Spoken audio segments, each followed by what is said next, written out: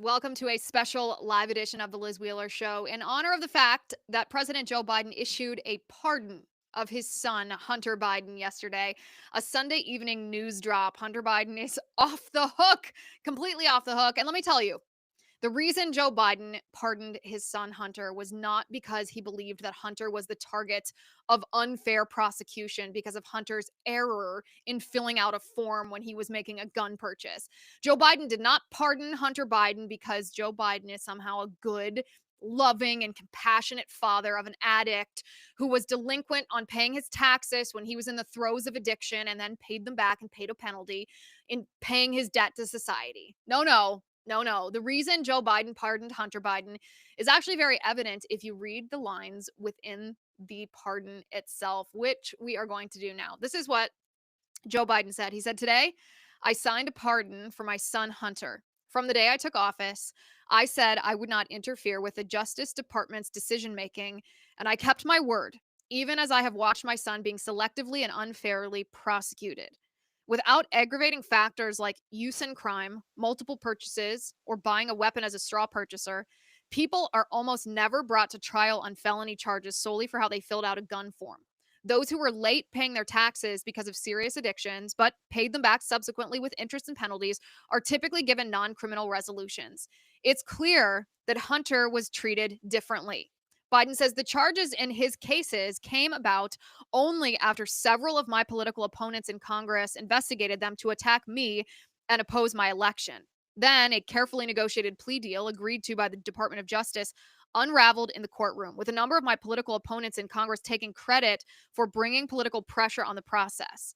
Had the plea deal held, it would have been a fair, reasonable resolution of Hunter's cases. No reasonable person who looks at the facts of Hunter's case can reach any other conclusion than Hunter was singled out only because he is my son. And that is wrong. There's been an effort, Biden says, to break Hunter, who has been 5.5 years sober, even in the face of unrelenting attacks and selective prosecution. In trying to break Hunter, they've tried to break me. And there's no reason to believe it will stop here. Enough is enough, Biden says. But here's the kicker. There's several things wrong in that statement alone. But when you go down to the actual legalese of the pardon, it says, "Be it known that this day I, Joseph R. Biden Jr., President of the United States, pursuant to my powers under Article 2, Section 2, Clause 1 of the Constitution, have granted unto Robert Hunter Biden a full and unconditional pardon for those offenses against the United States which he has committed or may have committed or taken part in during the period from January 1st, 2014 through December 1st, 2024, including but not limited to all offenses charged or prosecuting, including any that have resulted in convictions by special counsel David Weiss, et cetera, et cetera." Look at that date there, January 1st, 2024. That gun incident that Joe Biden begins his pardon by discussing, that he filled out a form wrong, but it's rarely prosecuted when it's not accompanied by violence or a repeat offense. That happened in 2018. That gun incident happened in 2018. So why issue Hunter Biden a pardon from January 1st, 2014 through December 1st, 2024? Well, the reason why is because Hunter Biden joined the board of Burisma in the spring of 2014. Isn't that a coincidence? Isn't that neat? As someone on X said yesterday, that Joe Biden knew exactly the date that Hunter Biden's criminal activity began. January 1st, 2014. Hunter Biden is absolutely cleared. This is why, by the way, a few months ago when Hunter Biden was convicted of those gun charges and conservatives on X were celebrating this as some kind of justice served, I said, listen, it's good, I suppose, that Hunter Biden was convicted, but really we shouldn't be celebrating this because the gun charges and the tax delinquency charges against Hunter Biden were actually a shield that was being used by the Department of Justice to distract from the fact that they were not charging Hunter Biden with what he ought to be charged with, which is selling access to his father, Vice President of the United States, who went on to become President of the United States, to foreign leaders, foreign nations, foreign adversaries, even hostile countries to the United States. Hunter Biden was Joe Biden's bag man. Joe Biden, for the past, 50 years that he's been in the public eye, that he's been an elected official in the United States, has been corrupt. He's been running the Biden family crime syndicate. And Hunter Biden, his poor, addicted son, who never stood a chance, was being sent to hostile foreign leaders, countries that didn't like the United States but were paying for access to Joe Biden. He was sent to collect the money. If you are a loving father, if you are a compassionate father, remember the definition of love is to will the best for that person.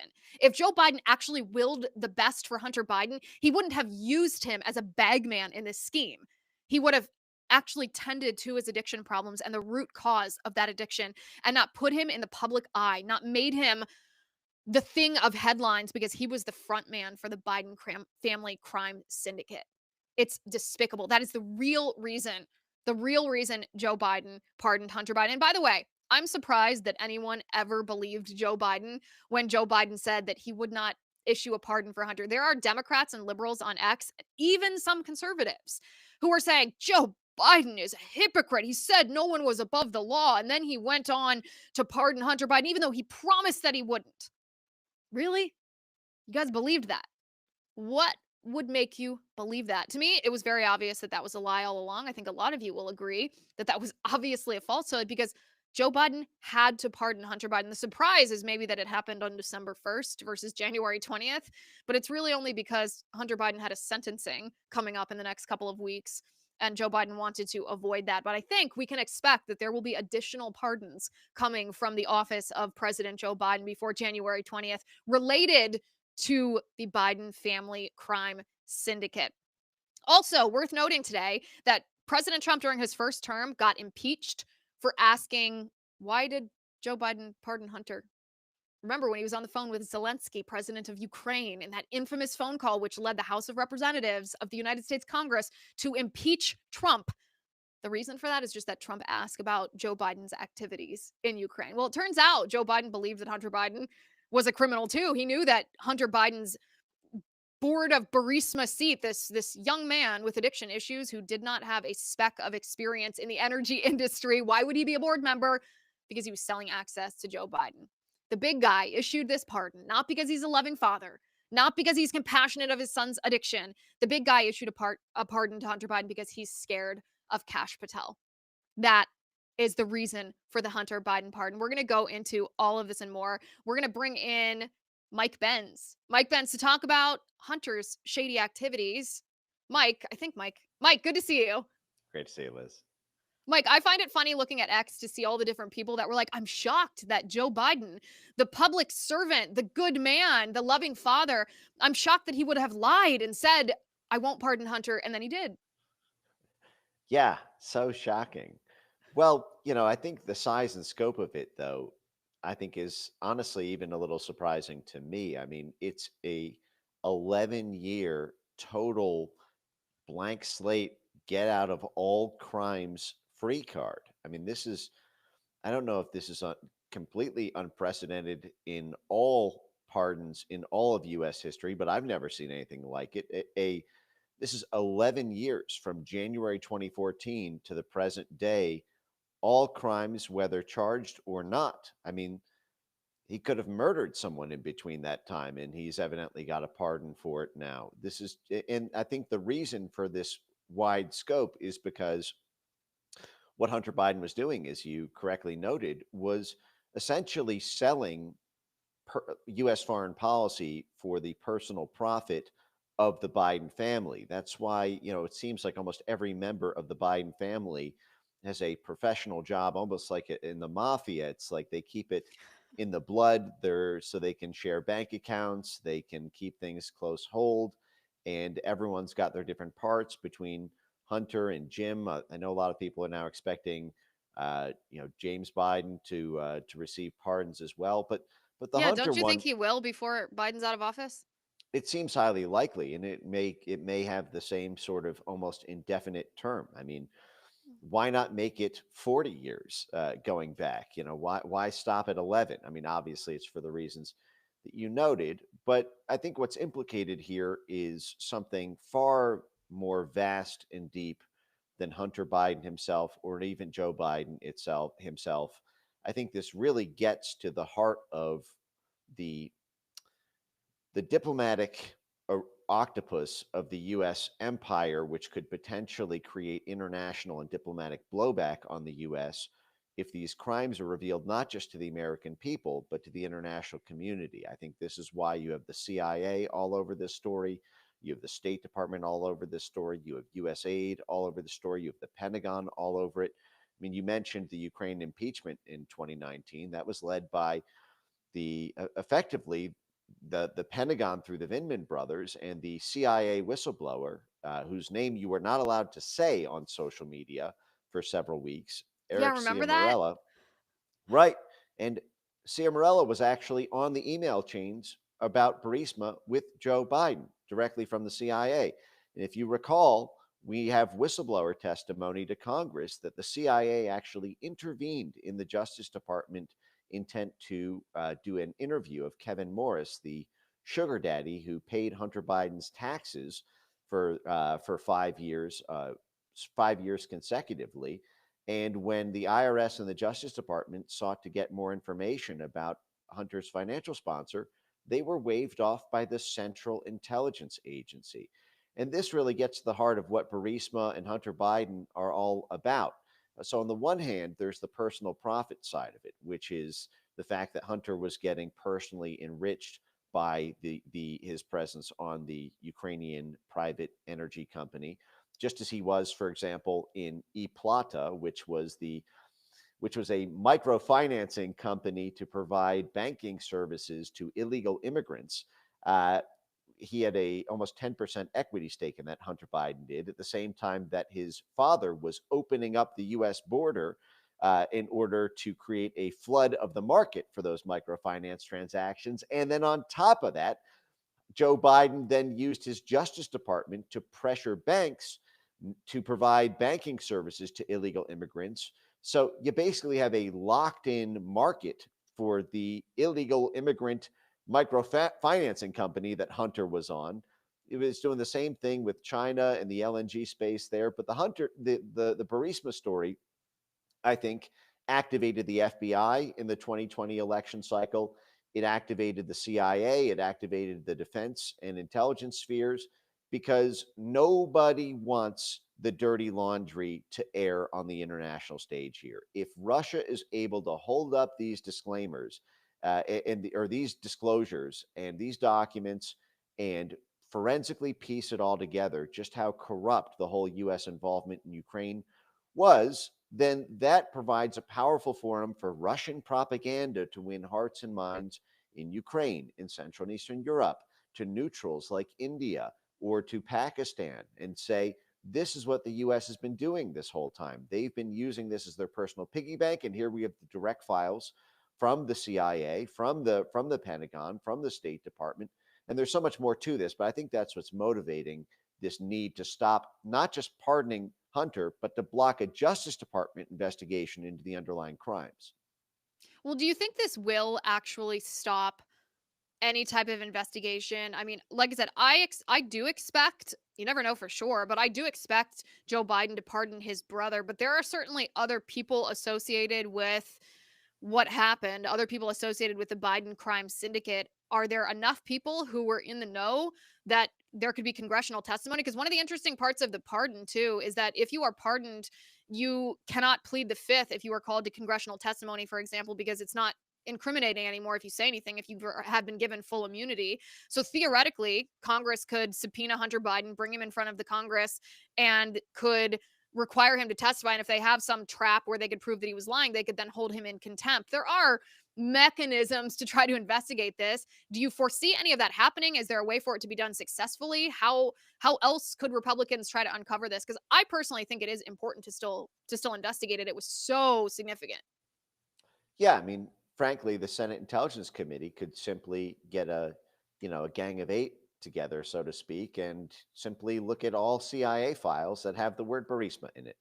And I guarantee you, if they were to do that, every single one of them would walk out of the meeting white as a ghost in the face from just seeing the sheer scale of what Burisma was being used for both the Biden family and for the U.S. diplomatic corps, because Burisma was being built up as an alternative to Russian gas. That was why you had the CIA and the State Department and USAID all over it, and the Atlantic Council with 7 CIA directors. signed a formal partnership with Burisma on January 19th, 2017.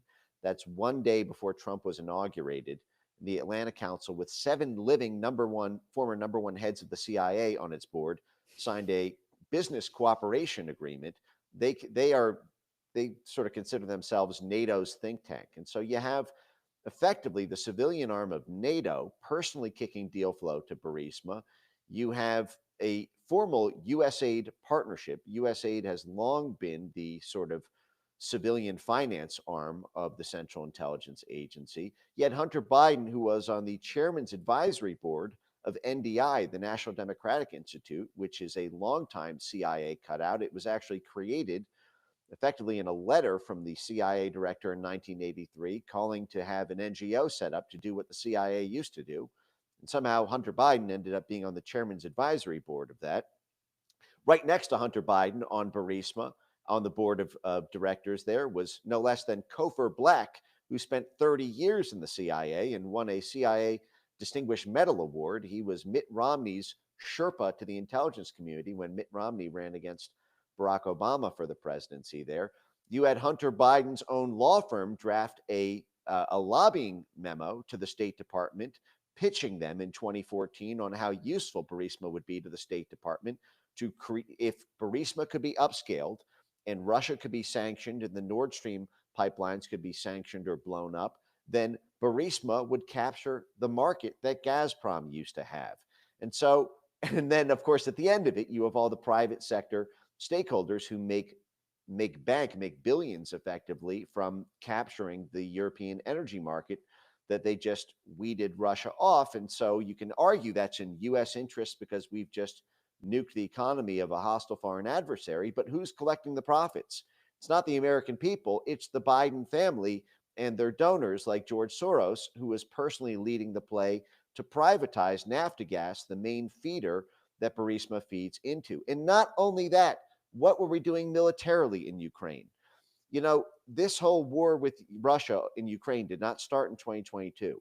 It was 2014 when the US Embassy overthrew the government of Ukraine, the democratically elected government, and then we're not expecting the counter coup when the Donbass broke away and did not respect the new US installed government. There was no vote for Yatsenyuk in 2014. He was installed by Victoria Nuland and Jeff Pyatt. The hot mic conversation of that is freely available online. It's also on my X timeline at Mike Benz Cyber if you want to look that up. But where did Burisma hold the mining rights for the gas that it was exploiting? It was in the Donbass, which had just broken away from Kiev and was now being backed militarily by Russia, and it was in the Black Sea. It was basically offshore of Crimea, which had just declared itself to be part of the Russian Federation in a referendum. And so, what were we doing between 2014 and 2020? Why was there billions of dollars in military assistance going to Ukraine to recapture eastern Ukraine, where Burisma held all of its mining rights, and to recapture Crimea, where Burisma held the offshore gas mining rights? We were sending billions of dollars of US taxpayer money to effectively improve the corporate revenue structure of a company that the previous vice president's son was on, and that the then incoming president would orient his entire foreign policy around. So we used the Pentagon to secure Burisma's investments. We used the CIA to do it. We used the State Department to do it. Hunter Biden personally lobbied the U.S. ambassador to Italy in the U.S. embassy in Rome in order to get Burisma the offshore gas rights in Italy and Greece. We used U.S. aid to secure Burisma's profits. We used NATO to secure Burisma's profits. But it's not the American people who are profiting from this. This was the personal profit of the Biden crime family. And now, evidently, those crimes are off limits because they have a blanket pardon.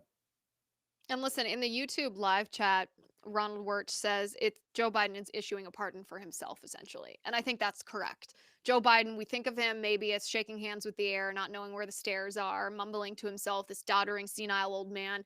But truthfully, and this is not hyperbolic, he is one of the most corrupt presidents that our nation has ever seen. And we may not ever know the dollar amount of money that he and his family were able to collect from all of these really hostile adversaries, foreign governments, and interests all around the world. I think too, Mike, that one of the reasons this happened on December 1st versus waiting till January 20th wasn't just the sentencing that was coming up for Hunter Biden. I think one of the pressing reasons was President Trump's nomination of Kash Patel for FBI director. Kash Patel is, I think I would put him, I was thinking about the ranking of President Trump's nomination so far. I think he's at the top. I think this is the best nomination yet. And Trump's had some pretty good ones so far, barring a couple of iffy ones, but pretty good ones. I think Joe Biden issued this pardon of Hunter, knowing it would shield himself because Kash Patel is going to be at the FBI. That may be. I think cash represents a potential that is completely astounding. I mean, it's honestly, it renews your faith in humanity that such a thing is even possible.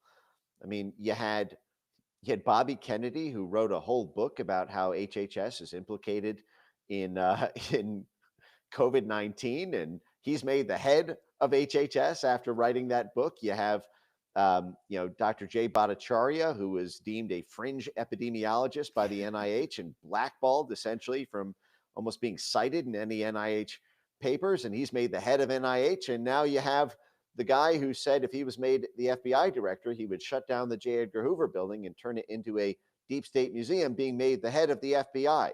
So there's never really been a moment in American history where there's so much opportunity for change and reformation. And frankly, that is the only way these institutions can be allowed to survive is if they run the gauntlet and do their sort of naked walk of shame, if you will, in order to come out the other side having paid their penitence for their abuse of power. And it's not that you're necessarily going to shut down the FBI. It's not that you're going to shut down the NIH or the HHS, but if they want trust back, they have to come clean, just like any criminal. You do your time for the crime, and it's not a death sentence necessarily. It's not you going away forever. But if you want to return and be a good, upstanding member of society, you have to turn over everything you've done. You have to come clean. You need a big fat apology, and you need to show that you mean it by enduring some sacrifice. And I think that Kash is the perfect person to make the FBI go through that process. I've said this before, I'll say it again. I think it is absolutely imperative that Kash is joined by a deputy director at the FBI and by a chief of staff at the FBI who will make sure he is protected from backstabbing and from end running and all the little tricks and compartmentalized silos that can form these mutinous little factions within the FBI to backstab him. Because you can bet that is what they will be doing well before day one. And listen, we're going to talk about shortly on the show all the things that Kash Patel plans to do at the FBI. But I want to ask you this confirmation process, whether it's for the people you already mentioned, Dr. Bhattacharya or RFK or Tulsi, certainly for Kash Patel, it's going to be an arduous process, which is a commentary on the state of the Republican Party as well as the Democrat Party. The fact that essentially there's a uniparty in Washington, D.C., because we have a Republican majority in the Senate. These people should just, fly through confirmation. They won't because the Republican Senate is oftentimes captured by the deep state. There are going to be efforts. We saw it against Matt Gaetz. We're seeing it against Pete Hegseth to discredit them, to assassinate their characters, to disqualify them, to convince mushier Republican senators not to vote for their confirmation. What types of attacks do you anticipate from the deep state will be aimed at Kash Patel during this process?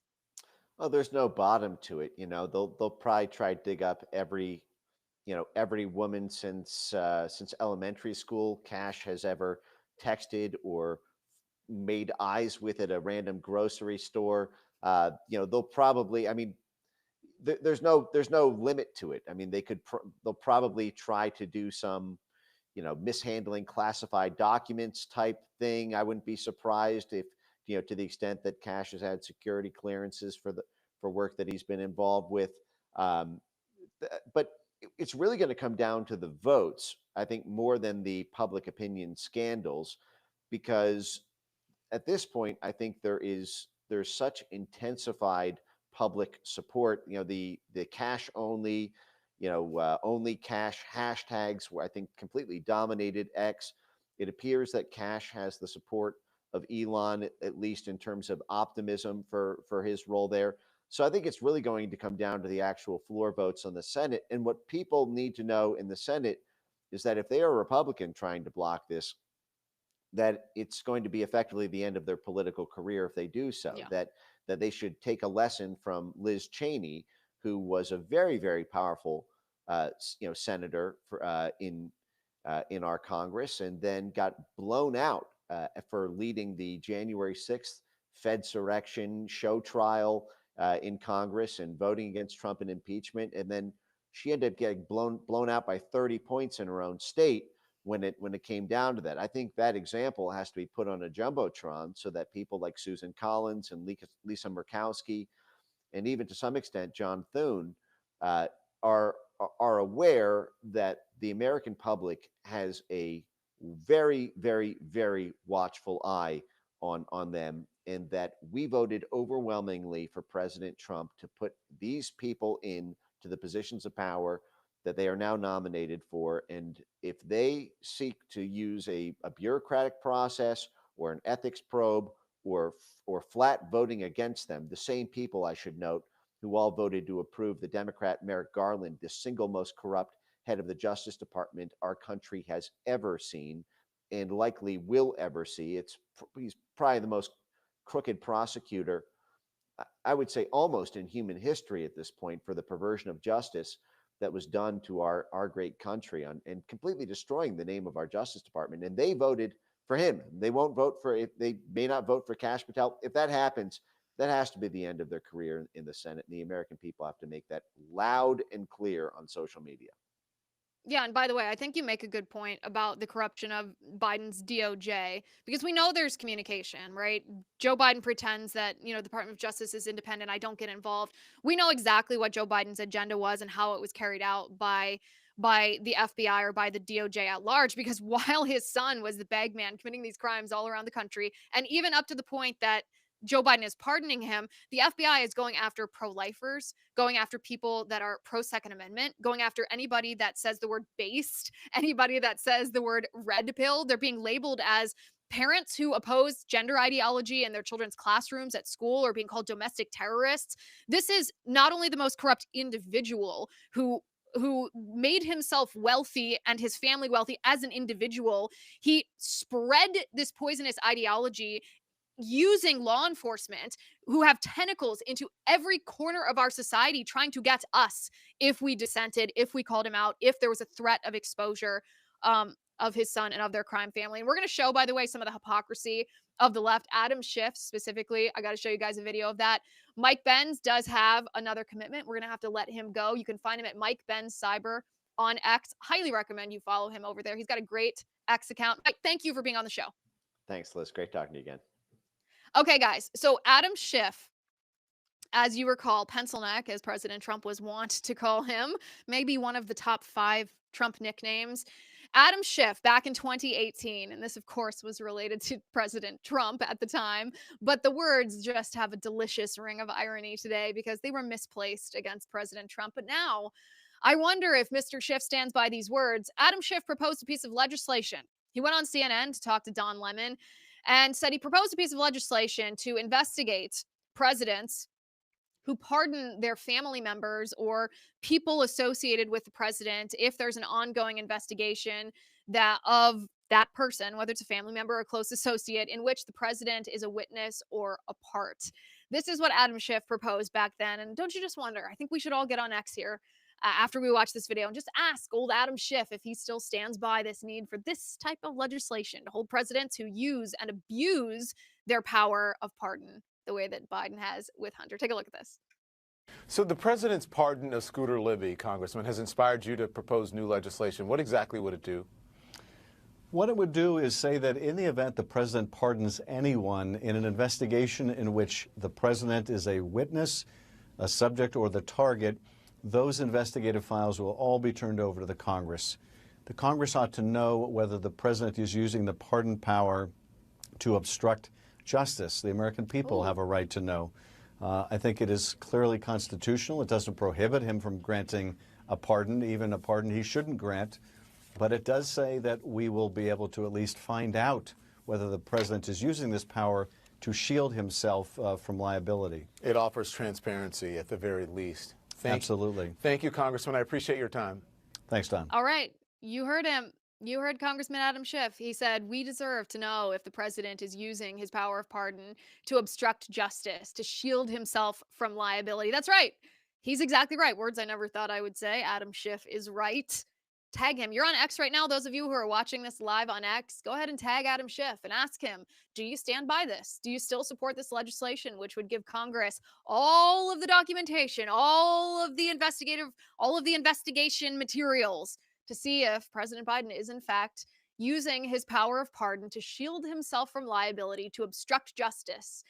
Something tells me that Adam Schiff is going to have changed his mind. Something tells me Adam Schiff is not going to want to stand by those words, because those words are going to come back to bite him. Sean Davis had probably the most hilarious post on X about the Hunter Biden pardon. He said, how long is it until we find out the cocaine was Hunter's? Everyone knew it was Hunter's. And the corrupt Secret Service, which allowed Trump to get shot, and the corrupt FBI, which raided Melania's underwear drawer, destroyed all the evidence on purpose to protect Hunter.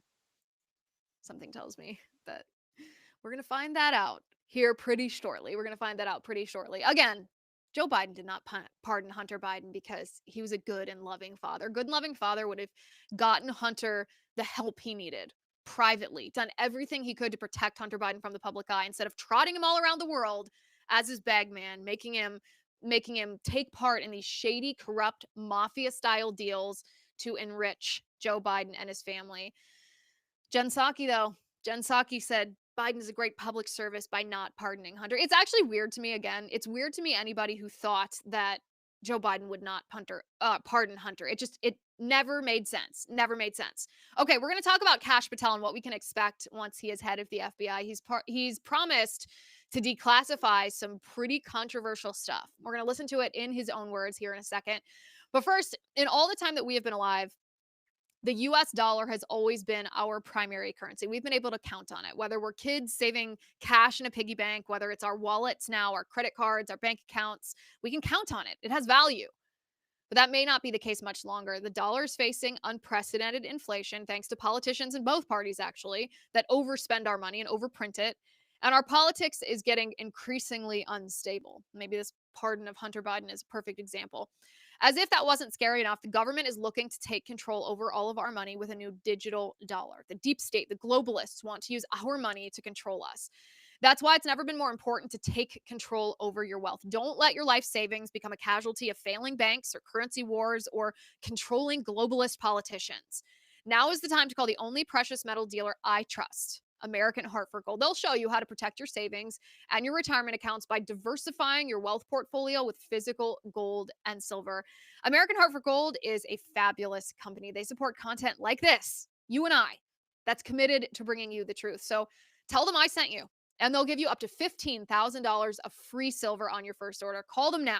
You can click the link in the description of this episode, or you can call 866-996-5172. That's 866-996-5172. Or text Liz to 998899. Again, the phone number is 866-996-5172. Or text Liz to 998899. So Kash Patel for FBI director, I think this is the top of my list. If you ask me to rank which are my favorite picks of President Trump's for his cabinet positions, I think Kash Patel tops my list. It's hard because RFK at HHS, just an absolutely bomb pick.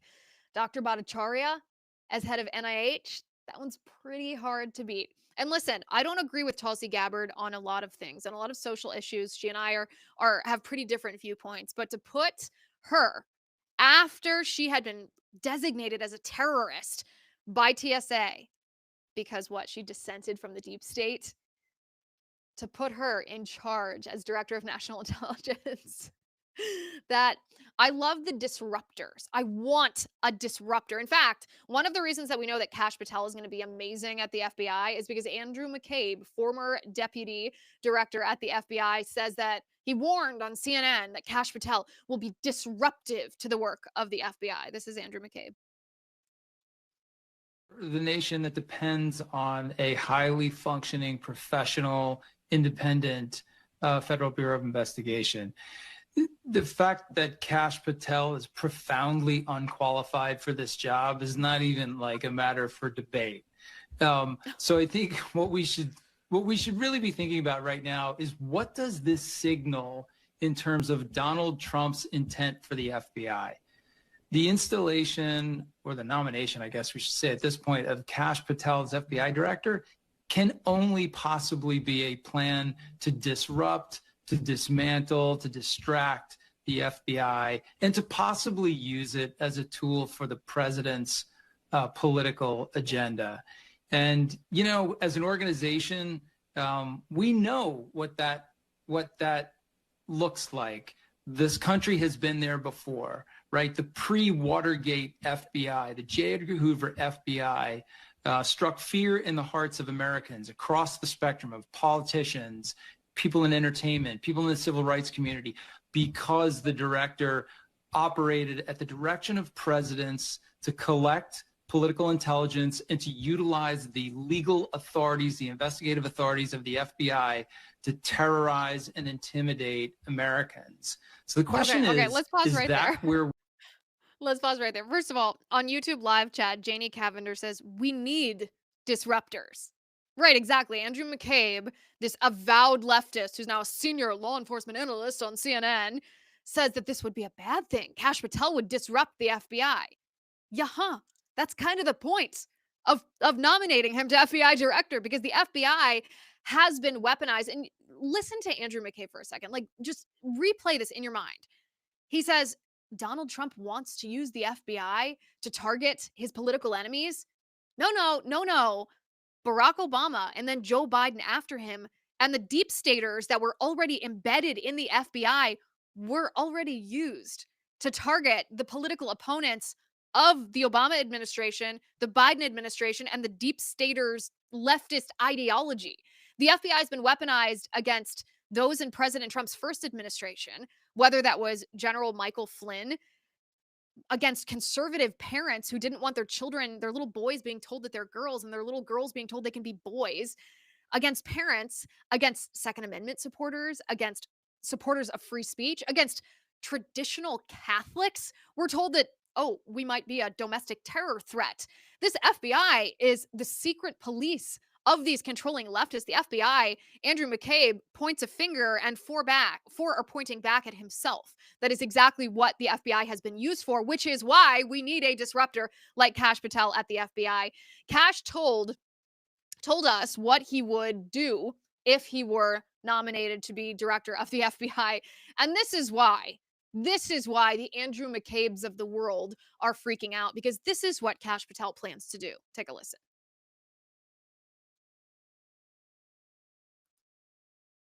I'd shut down the FBI Hoover building on day one and reopening the next day as a museum of the deep state.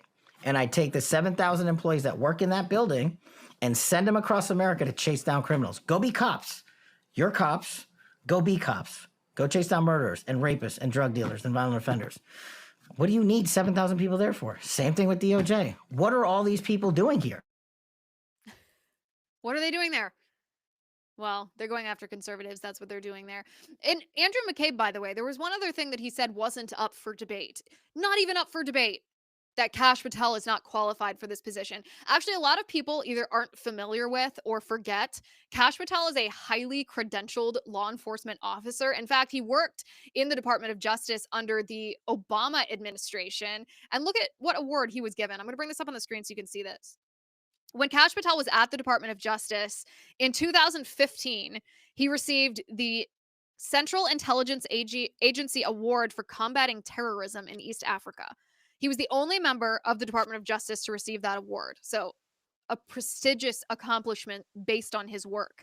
Then in 2017, Kash received the AAG Award for Excellence at the Department of Justice for his successful investigation, prosecution, and convictions of 12 terrorists responsible for the 2010 World Cup bombings. So he is a prosecutor who successfully prosecuted Islamist terrorists who killed people. Well, that sounds like pretty impressive qualifications to me. Between March 2016 and April 2017, Kash served on the DoD Joint Interagency Task Force National Capital Region as the DOJ's liaison officer to the Special Operations Community. So he worked with Special Ops. Tell me more about his lack of qualifications there, Mr. McCabe. Embedded with Tier 1 Special Forces operators at a secure facility, Kash represented DOJ senior leadership interests to the Joint Special Operations Command, where he led a global collaborative targeting efforts against international terrorists. And what were Andrew McCabe's qualifications for the position again?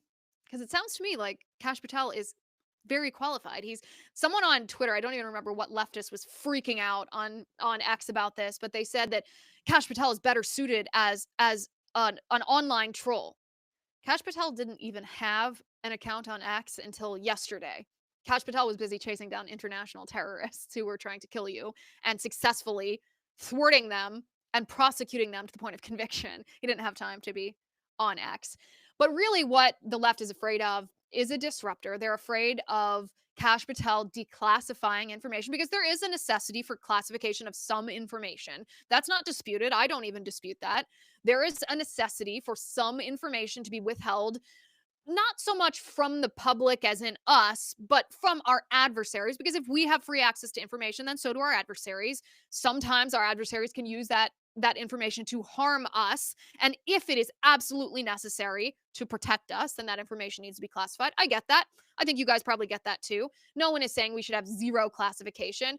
But Kash Patel says the classification system has been abused. There's overclassification that has been used to camouflage, disguise, or bury corruption and abuse, the weaponization of law enforcement. And Kash Patel said that he proposed a declassification office where all classified information has to funnel through in order to make sure that it's information that there's a necessity for it to remain secret, at least for the time being. And all other classified information should be released to the public.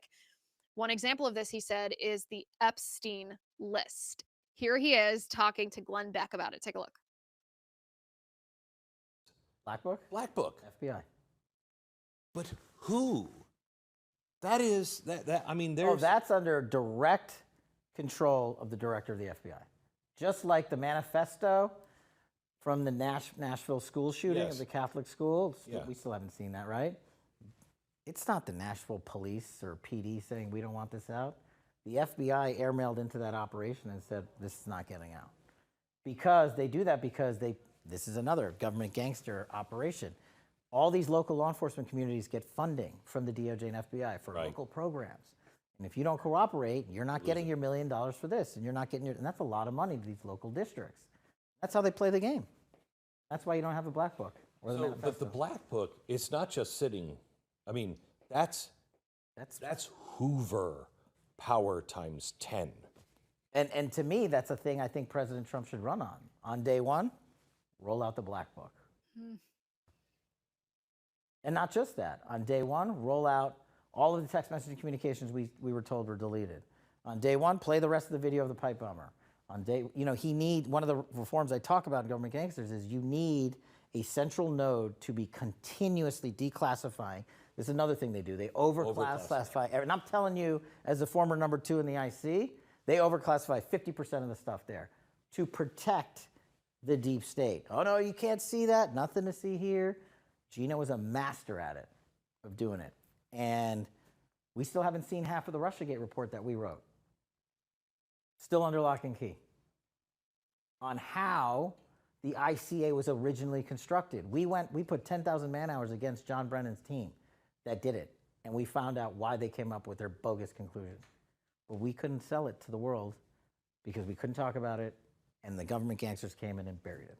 All of these things, there needs to be a continuing central power, whether it's the White House or offsite, that says every request that comes in just right out the door as long as it's not a major threat to national security. Okay, what do you guys think? Hop on the chat if you're watching on X, if you're watching on Facebook, if you're watching on YouTube. On day one, yes or no, should President Trump completely declassify Epstein's black book? Yes or no?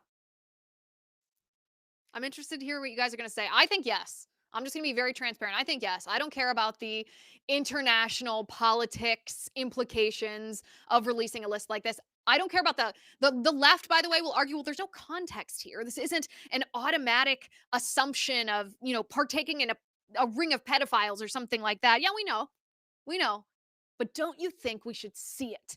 If the people involved in Epstein's ring were so powerful that they could kill him in the most highly secured prison in the United States, shouldn't we know who's on that list? Shouldn't we know the blackmail that Epstein was holding over their heads? All right, Dave says yes. Patrick says yes. Gary says yes. Murray says yes. Gina says declassify the Epstein black book, the P. Diddy parties. Michael says yes. Jason says yes. Janie says yes, and several other things. Last gal says, how about questioning the people? Yeah, that would be a good next step, right? Anybody that's on that list, let's just sit you down and have a nice interview with you. Gregory says yes. Kevin says yes. Taylor says yes. Rick says yes. Okay. Windrider says, hell yes. So there's nobody that thinks that this shouldn't be declassified. Well, the same for the JFK files, right? We have another video of this. This was further along in the interview Kash Patel did with Glenn Beck. They were talking about the JFK files and the 9/11 Commission report, the hidden 7 pages of that report. And this is what Kash Patel said. Take a listen to this. I never believed that the CIA killed Kennedy. No. You're talking to a guy that's read the entire JFK file. You've seen all the secret stuff? I've seen all of that, and I've seen the 7 pages of the 9/11 report. I've seen it all. You don't say that to people that you can't tell what you saw.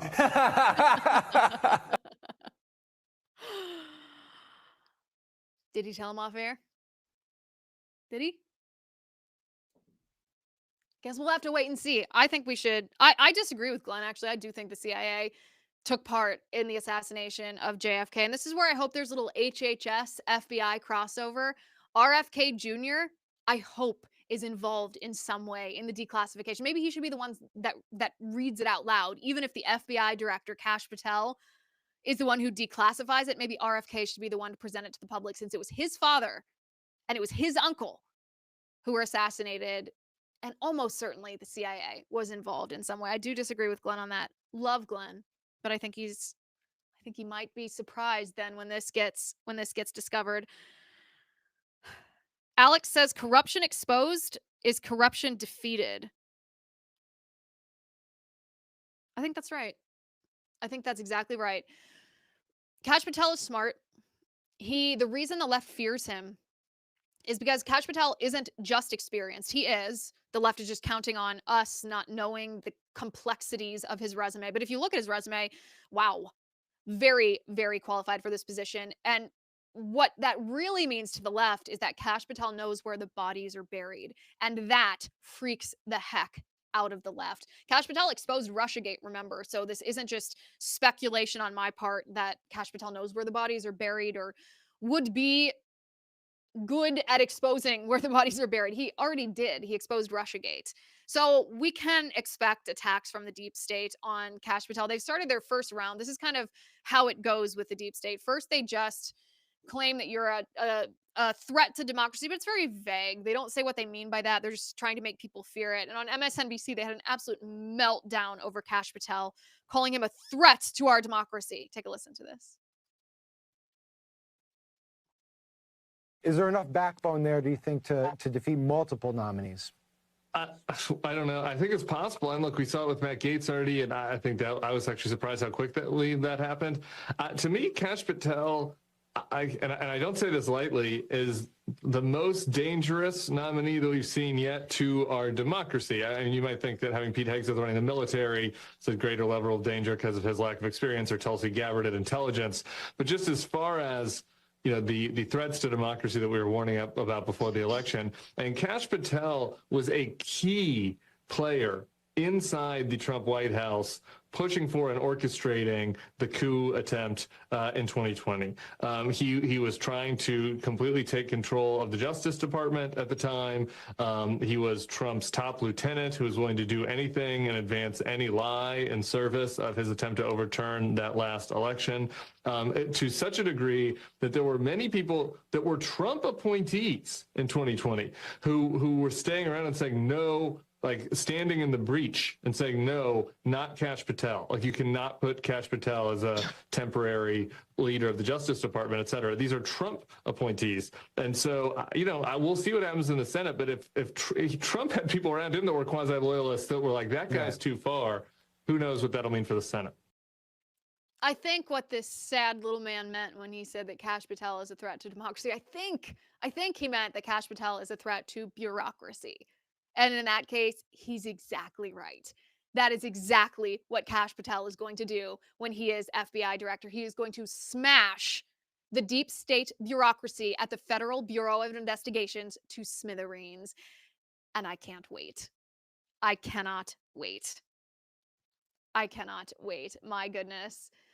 The Democrat objection. So a threat to democracy is kind of vague, right? This unsubstantiated story of quasi-Trump loyalists in the background saying, please don't put Kash Patel as even acting head of the Department of Justice. That's unsubstantiated. Who even cares? Who knows who said that? It's probably not even true. If someone even did say it, I doubt it.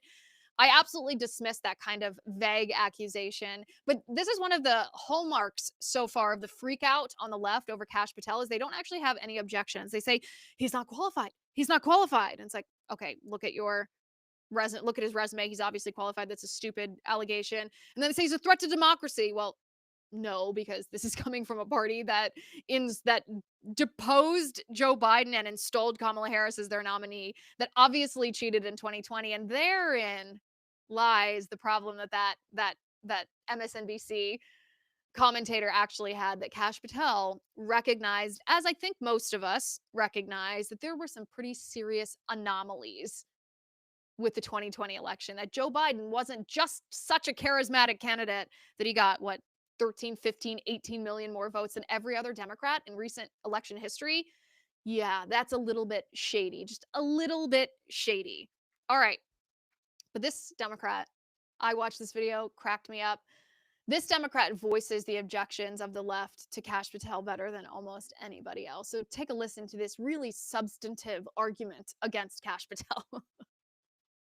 All right, folks, we knew this was going to be bad, but this is really, really bad.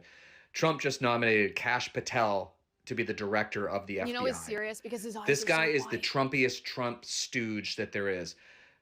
Forget for a minute that he has no experience running an agency like this. He believes that the 2020 election was stolen. He fed the rumors about this deep state trying to get Trump, which was not true. Except for the 2 assassination attempts. Hack that Trump has in his back pocket. He's even said that he wanted to go after journalists who wrote negative stories about Donald Trump. Now, this guy is going to be one of the top law enforcement officials in the country. This guy will do anything for Donald Trump, no matter whether it's legal or not. He going after will journalist do it. Cheryl Atkinson right now. He is going to get rid of all senior level career law enforcement officials in the FBI and replace them with other Trump lackeys. Oh, no. This, I think, is the most dangerous pick yet, because this guy's going to be directly overseeing law enforcement on the ground across the country. I'm hoping that there are at least 4 Republican senators who will say no to this garbage, but I'm not sure. Everybody should be scared about this. Like, I can't even make jokes about this one. It is dangerous and reckless, and it could cause irreparable harm to the country. I have no idea who that guy is. His TikTok handle said Tim Fullerton. I've never heard of him before. That slayed me when I saw it. He's terrible. He's dangerous. He's the hackiest hack. Well, what's your evidence there, Tim? Didn't hear anything. Didn't hear any evidence. There isn't any evidence except that the Democrats want a weaponized Department of Justice that will go after Trump and go after us because they hate us. It's a good day that President Trump nominated Kash Patel to FBI, and I think we know exactly why Joe Biden pardoned Hunter Biden, because Joe Biden is afraid the Biden family criminal cartel is going to be exposed and held to account by none other than Kash Patel. All right, guys, as the dust settles after this presidential election, it's hard to believe that it was just a month ago. It might feel like we have a moment to breathe, but let me tell you, this is no time to let our guard down. The forces trying to suppress the truth before the election have not stopped. If anything, they are doubling down. Now more than ever, we need to stand firm and push harder and ensure that the truth has a voice. Our independent platform here at Blaze TV is your ally in this fight, offering fearless political analysis, real stories, and a healthy dose of camaraderie to keep us grounded. But we can't do this alone. We need you in this battle with us. Together, we can push back against the lies and champion the principles that make America great. If you have not joined us already, now is the time. Become a Blaze TV member today and gain access to the arsenal of truth that we have built just for you. This is your home, your family, your front line in the ongoing fight for freedom and integrity. The next chapter starts now. Just go to blazetv.com/Wheeler and get $30 off. If you love this show and you support what Blaze TV stands for, this is your chance to get even more involved in something special. That's blazetv.com/Wheeler for $30 off. Guys, thank you for joining me today on this special edition of the Liz Wheeler Show. We have breaking news to end the show. President Trump announces if every hostage is not released from Gaza, there will be hell to pay when he enters office. This is what he posted on Truth Social just moments ago. He said everybody is talking about the hostages who are being held so violently, inhumanely, and against the will of the entire world in the Middle East. But it's all talk and no action. Please let this truth serve to represent that if the hostages are not released prior to January 20th, 2025, the date that I proudly assume office as President of the United States, there will be all hell to pay in the Middle East. And for those in charge who perpetrated these atrocities against humanity, those responsible will be hit harder than anybody has been hit in the long and storied history of the United States of America. Release the hostages now. Something tells me, ladies and gentlemen,